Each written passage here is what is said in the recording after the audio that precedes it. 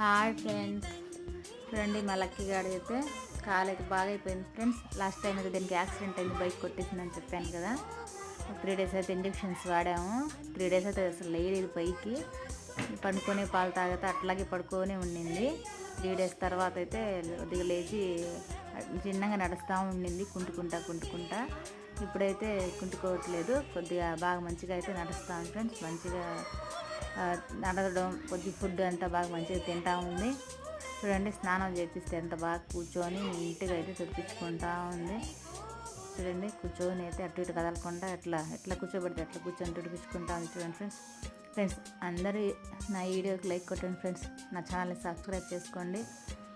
చూడండి ఎంత చక్కగా ఉందో, అటు ఇటు కదలకుండా అయితే కూర్చుంది ఫ్రెండ్స్.